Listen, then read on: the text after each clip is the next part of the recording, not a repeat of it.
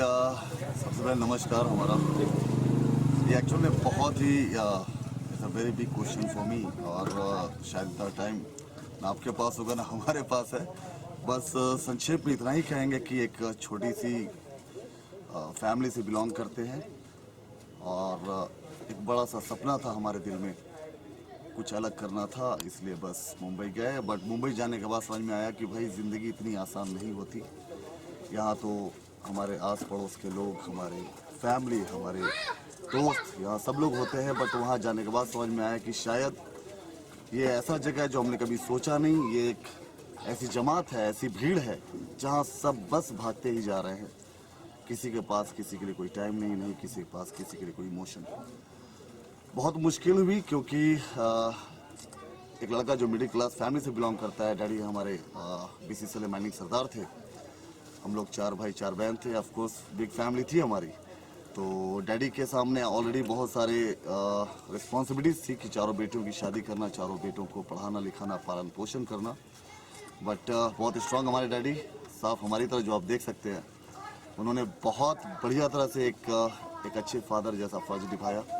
सही बहनों की शादी हमारी करवाई, और आज सभी भाई हम लोग अच्छा कर रहे हैं। एनीवे, आते हैं मुंबई का सफ़र नो डाउट बहुत ही बड़ा एक्सपीरियंस रहा। मतलब एक वक्त तो ऐसा लगा था कि शायद इस धरती पे जिए या क्या करे पता नहीं था। मतलब इतनी बुरी तरह से हताश हो गए थे कि कैसे अपनी ज़िंदगी को कहाँ से ले जाए, कैसे क्या करें। बट हाँ, एक बात है कि हिम्मत मर्दे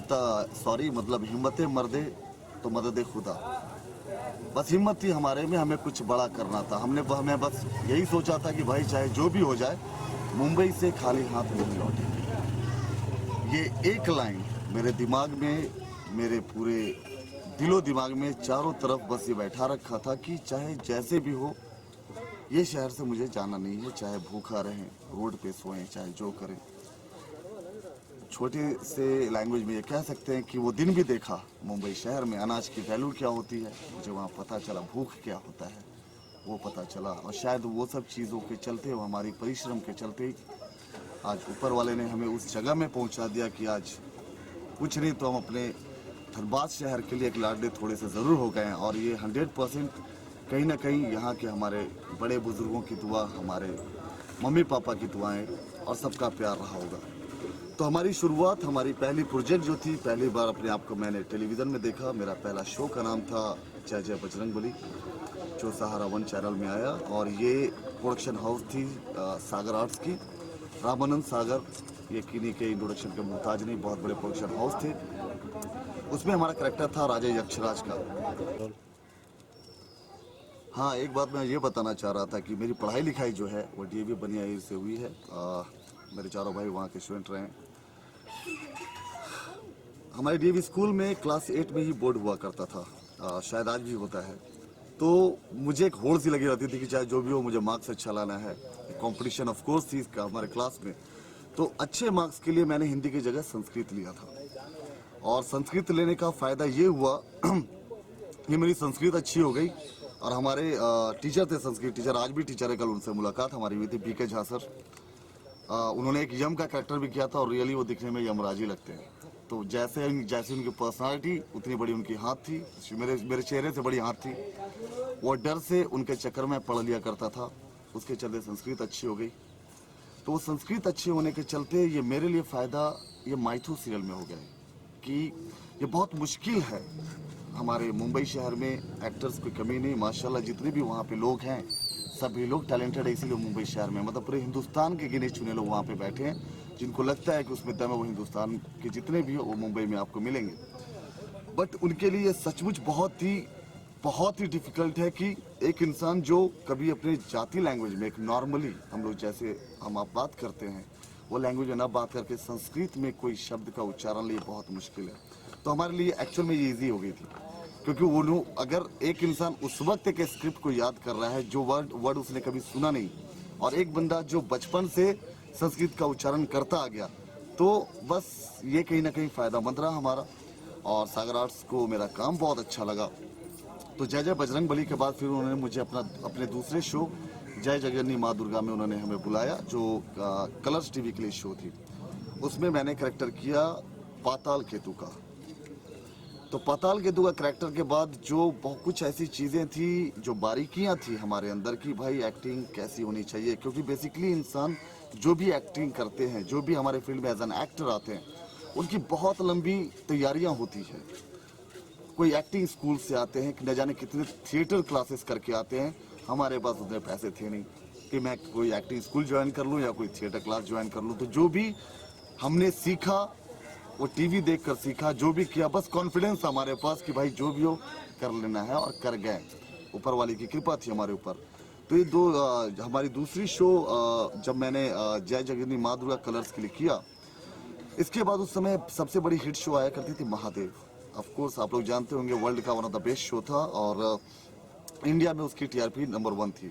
तो मेरा होड़ हो गया कि यार मैंने इतने माइथो कर लिए, क्यों ना महादेव के लिए ट्राई किया जाए। तो फिर महादेव के लिए मैं इनके प्रोडक्शन हाउस जिनका नाम है ट्रायंगल, मैं उनके प्रोडक्शन हाउस गया, वहाँ मैंने ऑडिशन दी और उनको हमारा ऑडिशन अच्छा लगा। इसके बाद मैंने महादेव में मायाधारी की कैरेक्टर की। मायाधारी जो थे वो रावण के नाना के दोस्त थे, और इस धरती पे जितनी भी माया आई है वो हमारे चलते आई है, मतलब मायाधारी के वो हमारा करैक्टर था।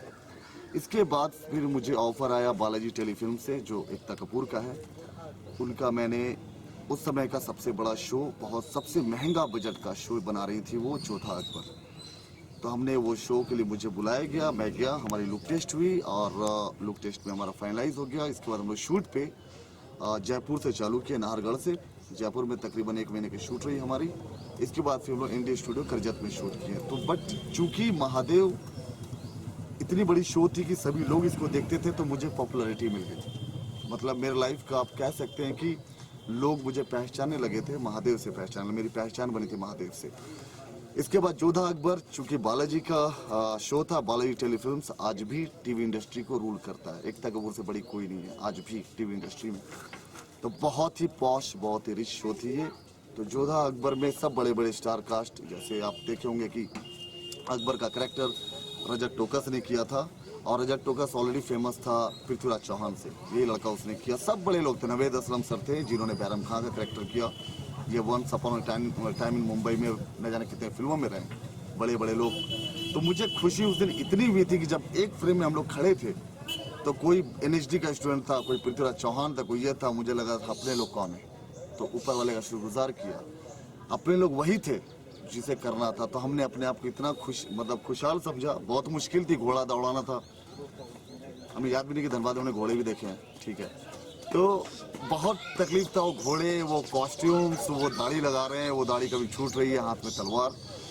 मेरी मम्मी का एक आज भी हमें याद है कि वो देख के खुश हुई कि चलो मेरा बेटा है ना राजकुमार जैसा लग रहा है, ठीक है। तो एक बेटे के लिए इससे बड़ी बात कुछ हो नहीं सकती। हम लोग यहाँ धनबाद में हैं, यहाँ मिक्स लोग हैं, सभी लोग को अच्छा लगा यार एक पठानों की इतना अच्छा संस्कृत बात कर रहा है। तो सबसे बड़ी बात है कि आज शायद जो भी मैं कर रहा हूँ, ऑफ कोर्स मेरी मेहनत है, मगर कहीं ना कहीं हमारे लोग, हमारे बुजुर्ग, हमारे बड़े लोग, उनकी दुआएं, उनकी ब्लेसिंग्स हमेशा मेरे साथ है, इसलिए फिर हमें कभी परेशानी नहीं हुई। ये हमारा जोधा अकबर करने के बाद फिर हमारी मैं एक शो है महाराणा प्रताप, सोनी टीवी का। हमारी किस्मत देखें कि लगभग वही शो मैंने किया, या वही शो से मुझे बुलाया गया जो शो ऑलरेडी हिट थी मार्केट में। तो महाराणा प्रताप में मुझे बुलाया गया। मैंने उसमें, मेरा कैरेक्टर का नाम था हुसैन अली खान। उसमें राजपूत भाई थे जो थे महाराणा प्रताप में। हुसैन कुली खान के नाम से भी स्क्रिप्ट आता था, हुसैन अली खान के भी नाम से आता था स्क्रिप्ट। ये मेरे लाइफ का सबसे बड़ा काम था। मतलब जो चीज़ें मैं नहीं कर पाया था। बेसिकली क्या होता है, कैरेक्टर में एक वेरिएशंस होती हैं, इसमें बहुत वेरिएशंस थी कि अगर, क्योंकि मेरी जो कैरेक्टर थी इसमें मैं अकबर का राइट हैंड प्ले कर रहा था, और उसका मैं, आप क्या कह सकते हैं कि लखते जिगर, और ऊपर से पूरा मुगल आर्मी का I was playing the chief commander, I was the chief commander of whole Mughal army, और बहुत ही बड़ा वॉरियर था। And like I can't say कि वो खतरनाक जो था, क्रूर, वैसे मैं लगता नहीं, बट एनीवे, तो वो कैरेक्टर प्ले करने में बहुत मज़ा आया। बट इस महाराणा प्रताप ने एक स्टारडम दे दी। इसके बाद मैं मुहताज नहीं था वहाँ अपने फिल्म इंडस्ट्री में भी बताने के लिए कि हाँ जी मेरा नाम जावेद पठान है और सर मैं एक्टर हूँ, कोई काम है तो बोलिए, वैसी फिर ज़रूरत नहीं पड़ी हमें। तो ये खत्म करने के बाद I got an opportunity from a production house called Shant Ketan. It's an Anil Sharma production house. Anil Sharma बहुत फेमस डायरेक्टर रह चुके हैं हमारे, आज भी जिंदा है, अल्लाह का करम है, जिन्होंने एक फिल्म गदर बनाई, अब तुम्हारे हवाले वतन साथियों, अपने तो अपने होते हैं, बहुत बड़े डायरेक्टर है, उनकी प्रोडक्शन हाउस है शांत केतन. तो उनके छोटे भाई संजय शर्मा इस फिल्म को डायरेक्ट कर रहे थे. फिल्म का नाम है पैरानॉर्मल. सो इस फिल्म में मुझे बुलाया गया, उन्होंने मुझे सिलेक्ट किया और एक बस शर्त थी इस फिल्म करने की कि मेरा कैरेक्टर इसमें एज अ पुलिस ऑफिसर का था और मेरे बाल हमेशा लंबे थे and I love to like grow my hair all the time. तो उसने बोला भाई पुलिस ऑफिसर के तो बाल लंबे नहीं हो सकते, तो आपको हेयर कट करना पड़ेगा. तो बहुत तकलीफ हुआ हमें, नो डाउट. 7 साल से बाल लंबे करके घूम रहा था मैं. तो हमने बोला कोई बात नहीं सर जी, पैसे आप दे दो, अच्छा कटवा लेंगे बाल, क्या बोलो बाल ही हटा लेते हैं. तो बोले नहीं वैसी बात नहीं है, बट आप परफेक्ट हो इसमें. और मैं इतना खुश था बिकॉज इसमें जितने लोग भी काम कर रहे थे सभी लोग बहुत बड़े थे, सभी लोग फेमस थे, सब लोगों ने मेरे से ज़्यादा काम कर रखा था और मेरे लिए बहुत बड़ा प्लेटफॉर्म था, ठीक है, कि मैं कुछ करूँ. सो बाल कट गए. फिर हम लोग इस फिल्म की शूटिंग के लिए हम लोग मनाली गए. तो वहाँ जाने के बाद पता चला कि मैं सेकंड लीड कर रहा. मेन लीड जो कर रहे थे वो भाई का नाम राजवीर सिंह है. राजवीर सिंह ऑफ कोर्स जानते थे उनको, वो हातिम सीरियल के वो हातिम थे, वही बंदे. कबूल है उन्होंने किया. तो फर्स्ट लीड वो थे, वो हमारे मेन ऑफिसर थे, सेकंड ऑफिसर मैं था. सनी लियोनी जी इनमें एक आइटम सॉन्ग किया उन्होंने. चंदन सान्याल कमीने में शाहिद कपूर का दोस्त है, वो भी था इसमें. सलमान खान. तो कुछ अच्छे लोग, बड़े करेक्टर, बड़े आर्टिस्ट. तो बहुत कुछ सीखने को मिला इस फिल्म से. चूंकि मेरे लिए ये माइथो और हिस्टोरिकल से अलग था, मेरे लिए बहुत डिफिकल्ट था कि भाई एक इंस्पेक्टर, एक पुलिस ऑफिसर किस तरह से क्या करेगा, कैसे चलता होगा, कैसे सोचता होगा. तो मेरा फ्रेंड है मुंबई में, उनके डैड पुलिस में है, तो मैं उनके पास हर दिन जाता था समझने के लिए, देखने के लिए उनको कि पुलिस ऑफिसर हमेशा गुस्से में क्यों रहता है. मेरा पहला क्वेश्चन यही था कि अंकल बुरा मत मानो बट आपका चेहरा इतना खराब नहीं है, और आप इतने गुस्से में क्यों रहते हैं. तो कुछ ऐसी बातें उन्होंने बताने लगी कि जो इंसान सुबह से शाम, सुबह से रात सिर्फ उनको कोई खुशी के लिए ना फ़ोन करे कि आज यहाँ ये हो गया वो हो गया, तो बस ऐसी हालत होती है. तो बहुत सारी चीज़ें सीखा, चूँकि मैं अपना करेक्टर को अच्छा से मैं निभा पाऊँ. एनीवे फाइनली हम लोग मनाली पहुँचे. मनाली में तकरीबन 1.5 महीने का शूट हुआ है और अभी 10% शूट बची है इसका. वहाँ से आया, वहाँ से आने के बाद बहुत पॉपुलर शो है सब टीवी का बालवीर, वहाँ से कॉल आया और वहाँ से ऑफर हुआ एक रोल जो कि इजिप्शियन किंग का था एंड विलन का कैरेक्टर था. तो पहले तो मैं सोचा ये बच्चों का शो है, करना ठीक होगा नहीं होगा, बिकॉज एक्चुअली में ये जो सब टीवी है, सब टीवी पे बेसिकली कॉमेडी शो होते हैं. तो मुझे लगा यार आज तक जितने लोगों ने मुझे ऑफर किया सभी शोज में मैंने विलन का काम कराया, मेरे ऐसा पर्सनालिटी कॉमेडी करेगा क्या करेगा. But when I went there and I asked about my character from the casting director, then he said कि इट्स नॉट अ बच्चों का thing, you are playing an Egyptian king. कि जैसे तो इजिप्शियन किंग जैसे पिरामिड्स होते हैं वहाँ के इजिप्शियन किंग होते हैं, उनको मारने के बाद मम्मी बना दी जाती है, तो वैसा कुछ है. मैंने बोला चलो करते हैं. मगर बहुत मज़ा आया वहाँ जब काम किया. तो वहाँ मुलाकात एक छोटी एक्ट्रेस से हो गई, वो भी हमारी रांची की. बहुत खुशी हुई कि हमारी मिट्टी की हैं वो, ठीक है. उनके डैडी से अच्छी मुलाकात हुई, वो भी लोगों को बहुत प्यारा लगा. और अभी जो वहाँ अभी तकरीबन मुझे लगता है 15 दिन पहले ही मेरा बालवीर से ऑफर हुआ, मार दिया गया. ऑफकोर्स विलन लोग मर ही जाते हैं, ये प्रॉब्लम है. सो इसके बाद अभी एक फिल्म की ऑफर आई है जो सितंबर में शूट करने वाले. अभी बारिश के चलते डेट पोस्टपोन हुआ था उसका. इश्क इबादत मेरा लाइफ का आज तक का सबसे बड़ा काम है जो अभी हम लोग करने वाले हैं. तो वही स्क्रिप्ट की तैयारी अभी चल रही है. सितंबर से हम लोग यूपी के गोंडा एक जगह है, वहाँ पे हम लोग 1 महीने की शूटिंग है वहाँ पे. फिर वो लोग लखनऊ में करने वाले हैं, पुणे का सिम्बाइसिस कॉलेज में करने वाले हैं, इसके बाद मुंबई में करने वाले हैं. बट लाइफ का पहला डायलॉग यू मैन, हाँ जी उसको कैसे भूल सकता हूँ मैं.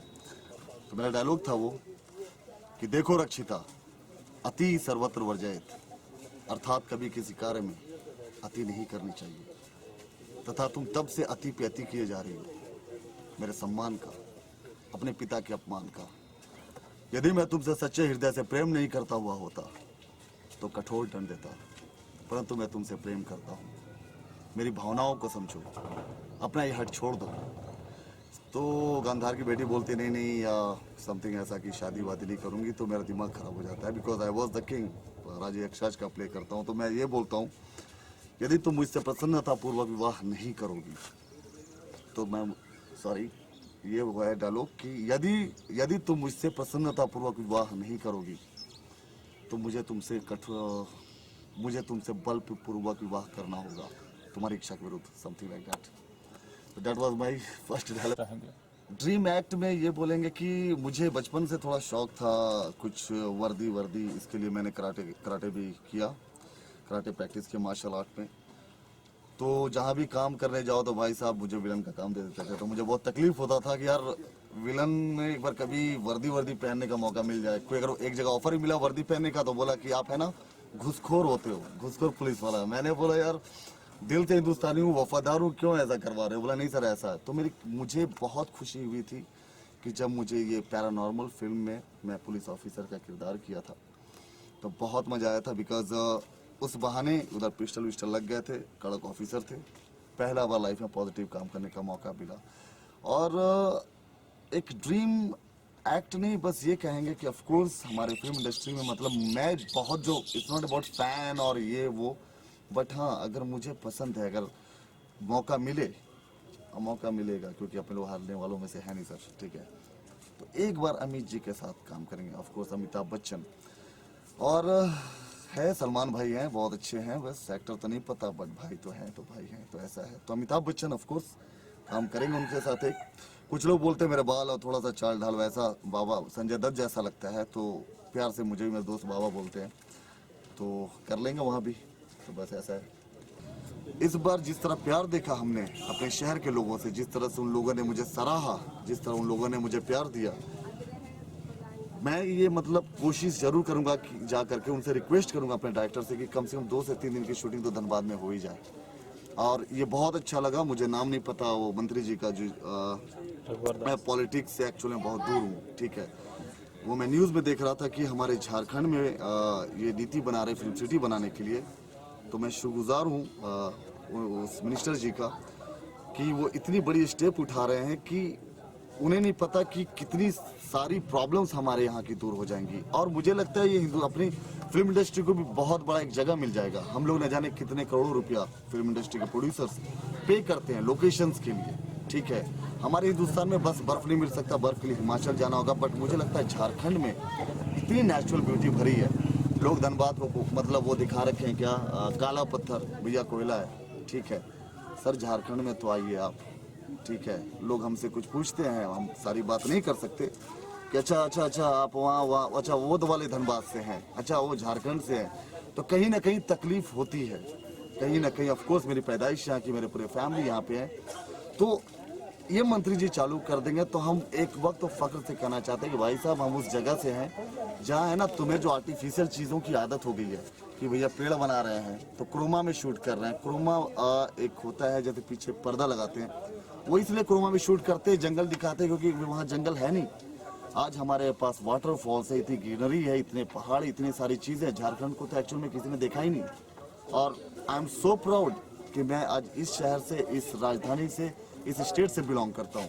तो मैं इसलिए खुश हूँ कि आज जो लोग ये मेंटालिटी में बैठा रखे हैं कि भाई साहब क्रिमिनल का जगह है या ऐसा होता है या पत्थर का जगह है तो कोयला का जगह नहीं, ऐसी बात नहीं। आप बहुत भाईचारा है, बहुत प्यार से लोग रहते हैं, बहुत खुश होकर लोग रहते हैं, एक दूसरे से मिल मिला कर रहते हैं।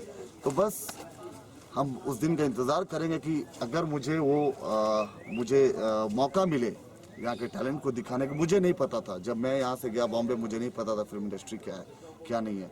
तो यहाँ रोजगार मिलेगा, अगर यहाँ पे फिल्म इंडस्ट्री खुल जाती है, यहाँ फिल्म सिटी बन जाती है, लोग यहाँ आने लगेंगे। और मुझे भरोसा है जिस दिन झारखंड में फिल्म सिटी बन गया लोग पागल हो जाएंगे यहाँ पे, क्योंकि एक्चुअल में झारखंड की ब्यूटी छुपी पड़ी है। और जिस दिन हुआ कितने लोगों का रोजगार हो जाएगा, कितने लोग काम करना चालू करेंगे, लोगों के पेट भरेंगे, और जो फिल्म इंडस्ट्री में आना चाहते हैं उन लोगों को सामने बहुत सारे अपॉर्चुनिटीज मिलेगी। आजकल के युवा के लिए कोई ऐसा मैसेज देना चाहें जो एक्टिंग से ताल्लुक रखना चाहते हैं? हाँ, ये बहुत अच्छी बात आपने पूछी एक्चुअल में। ये मैं एक्टिंग के लिए तो नहीं बोल सकता, बिकॉज ये एक्टिंग थोड़ी अलग चीज़ है। मतलब ये वो नहीं है कि आप ये करो तो वो चीज़ मिल जाएगी। आप अगर साइंस पढ़ो, अगर इंजीनियर बनना है तो आप फिजिक्स पढ़ो, केमिस्ट्री पढ़ो, ठीक है, पीसीएम फिजिक्स केमिस्ट्री मैथ्स लो, अगर आपको डॉक्टर बनना है तो पीसीबी लो, फिजिक्स केमिस्ट्री बायो लो। ऐसा कोई सिस्टम एक्टिंग का नहीं होता। तो मुझे ही लगता है कि मेरे पास कोई ऐसा डिस्क्रिप्शन बना है कि आपको एक्टिंग में जाना है तो क्या करना है। बट आज के यूथ को ये जरूर हम कहना चाहेंगे, जो मुझे समझ में आता है, ये नहीं है कि मैं जो बोलूँगा वो सही बोलूँगा या गलत बोलूँगा, बट जो मुझे लगता है कि क्योंकि मैं जहाँ अपने शहर में देख रहा हूँ कि बहुत टैलेंट छुपा पड़ा है यहाँ के लोगों में, ठीक है। बस मैं यही चाहता हूँ कि मैंने अपने आप को कभी भी बांधा नहीं, मैं कभी भी अपने आप को कुछ मतलब नहीं होता है जैसे आप बोलते हो, अरे यार मैं गरीब हूँ, अरे यार हमारे खानदान कहाँ है फिल्म इंडस्ट्री में, अरे वहाँ तो सब ऐसे मिलता है। मैंने कभी एक्सक्यूज नहीं दिया, अरे यार मेरे पास अच्छे कपड़े नहीं, अरे यार मेरा पेट खाने नहीं, मेरे पॉकेट में पैसे नहीं। मैंने बस यही सोचा था कि बस करना है तो करना है, कैसे होगा नहीं होगा कहाँ से होगा वो टेंशन मैंने ऊपर वाले पे छोड़ दिया। तो बस यही कहना चाहेंगे आज के यूथ को कि कोशिश करें कि आप अपना टाइम नहीं बर्बाद करें। आज के यूथ में देखता हूं कि कुछ में हो या ना हो, फेसबुक पे सभी लोग हैं, ठीक है, सबके अकाउंट है फेसबुक पे। एक फोटो लेते हैं अपना, 500 को टैग करते हैं। भाई साहब टैग क्यों कर रहे हो आप, आपका फोटो तो रहने दो। आप उन चीजों में अपना टाइम मत गवाएं जो एक्चुअली में एग्जिस्ट नहीं करता। आज के यूथ इंटरनेट पे बहुत टाइम बिताते हैं। अरे इंटरनेट में अगर आप कोई कार्टून सर्च कर रहे हैं, कोई गेम सर्च कर रहे हैं, तो उसमें ये भी है कि ये डाइट खाएंगे तो उसमें कितना प्रोटीन है, ये डाइट खाएंगे तो इसका क्या नुकसान है। अगर वो चीज, अगर उसमें दुनिया की हर एक चीज है, अगर उससे अगर हम एक फिल्म डाउनलोड कर सकते हैं इंटरनेट से, तो इंटरनेट से हम कुछ सीखने की भी चीज डाउनलोड कर सकते हैं कि ऐसा कौन सा एक्सरसाइज करें कि मेरी फिजिक बनेगी। अगर मेरे पेट में दर्द हो रही है तो व्हाट इज द रीजन, जो भी है टाइप की, जो व्हाट इज द रीजन, तो why I am having a pain in my stomach, 50 answer दिखेगा। तो मुझे तकलीफ है कि लोग गलत वे में जा रहे हैं। मैं एक्चुअल में मैं खुद इतना बड़ा बिलीव नहीं करता। मुझे लगता है कि इंटरनेट जो है एक वरदान के रूप में हमारी जिंदगी में आई है, तो इसको वरदान ही रहने दीजिए। रियल लाइफ में आई है, वो सच नहीं है। रियल लाइफ जो हम देख सकते हैं, जो हम बात कर सकते हैं, वो रियल लाइफ है, ठीक है। तो बस यही है कि आप अपनी जिंदगी को सीमित न रखें, अपना सपना को बढ़ाएं, अपने आप पर भरोसा रखें।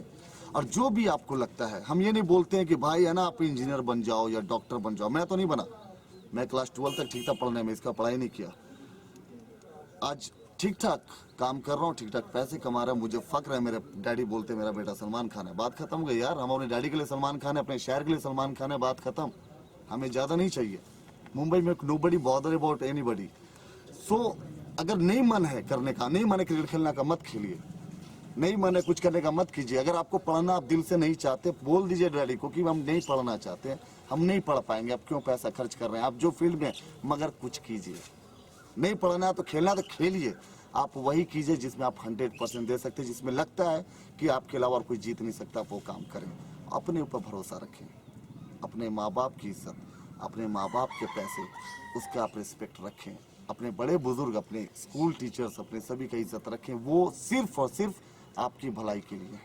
वो डांटते हैं, फटकारते हैं, वो आपको सिखाते हैं, वो इसलिए कि कल का वो लड़का आगे जाकर के, उनको पता है कि मेरा बेटा को तो बुरा लग गया, मगर उनको पता है कि आज तो अपने बेटे को देखने के लिए, आज के 20 साल बाद जब ये दुनिया की रियल सच्चाई में पहुंचेगा तो इसके पास कोई नहीं होगा। तो एक्चुअल में उनके वही सब चीजें, वही सब डांट फटकार, वही सब सीखी हुई चीजें वो काम आती है। तो बस लास्ट में यही कह करके आपको थैंक यू कहना चाहेंगे कि अपने आप पर भरोसा रखें।